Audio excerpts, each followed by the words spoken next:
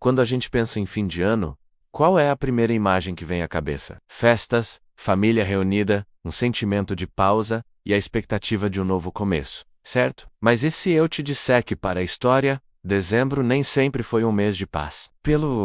Pelo contrário, muitos dos conflitos que mudaram o mundo começaram ou terminaram exatamente quando o calendário estava prestes a virar. Enquanto uns celebravam, outros tomavam decisões extremas, travavam batalhas finais ou assinavam acordos que selariam o destino de nações inteiras. O fim do ano sempre teve um peso simbólico muito forte. É um momento de balanço, de calcular forças, perdas e ganhos. Para alguns líderes, era a hora ideal para um ataque surpresa. Para outros, o momento perfeito para dar um basta em anos de violência. Ao longo da história, iniciar uma guerra no fim do ano raramente foi um acaso. Muitas vezes, foi uma escolha estratégica muito bem calculada. Imagine só.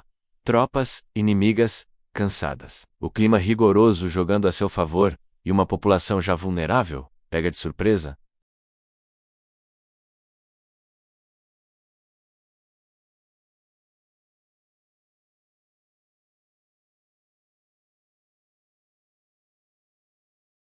Da mesma forma, encerrar uma guerra em dezembro carrega um simbolismo poderoso. Depois de anos de destruição, o fim do ano se tornava o palco ideal para anunciar a paz, assinar acordos e prometer um novo começo.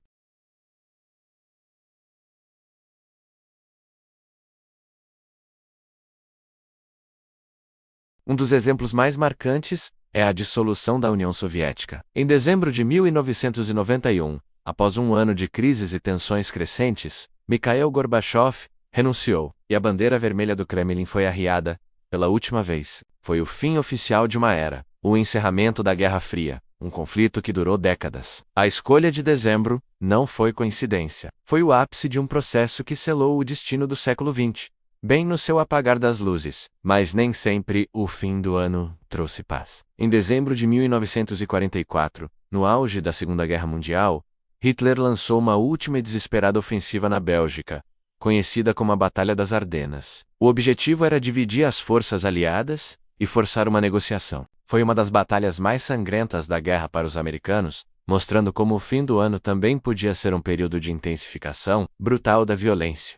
Um último esforço para virar o jogo antes que o novo ano começasse. Voltando ainda mais no tempo, até mesmo guerras antigas seguiam esse padrão. Exércitos marchavam sob neve e frio intenso, aproveitando o momento em que o inimigo estaria menos preparado. O clima rigoroso não era um obstáculo, mas sim uma arma. O fim do ano era visto como uma oportunidade estratégica.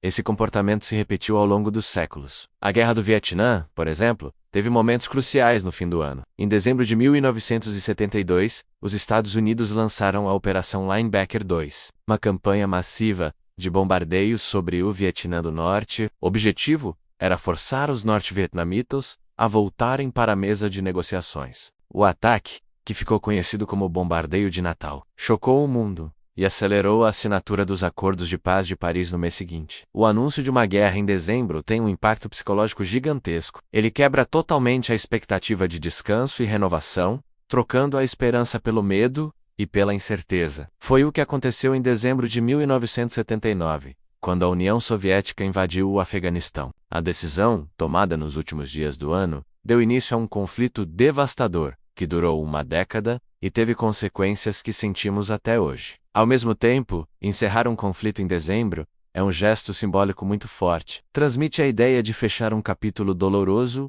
e virar a página. Para a população, isso traz um alívio imenso. Para os líderes, é uma forma de apresentar o acordo como um marco histórico, um presente de fim de ano para a nação. Mas a realidade, claro, nem sempre é tão simples. Muitos conflitos que terminaram oficialmente em dezembro continuaram de outras formas. A violência direta diminuía, mas as tensões políticas e sociais permaneciam. Às vezes, o acordo assinado era apenas uma pausa estratégica, antes de um novo confronto no ano seguinte. Outro ponto fascinante é como o fim do ano podia influenciar o ritmo das próprias batalhas. Há registros históricos, como a famosa Trégua de Natal de 1914, na Primeira Guerra Mundial, em que soldados de lados opostos espontaneamente pararam de lutar. Eles saíram de suas trincheiras, trocaram presentes, cantaram canções e até jogaram futebol. Foram gestos silenciosos, quase surreais, que mostravam o lado humano resistindo em meio ao caos da guerra. O fim do ano despertava a saudade de casa e da vida normal. Guerras civis também tiveram seu destino selado, em dezembro. No final de 1989, uma revolução na Romênia derrubou o ditador Nicolae Ceausescu. O que começou como protestos isolados, explodiu em um conflito aberto, culminando na sua execução no dia de Natal. O fim do ano marcou a queda de um regime e o início de uma nova e turbulenta história para o país. O fim de uma guerra, no entanto, nunca significa o fim do sofrimento. Mesmo após a assinatura da paz, as populações continuam lidando com a destruição, as perdas e os traumas por muitos e muitos anos.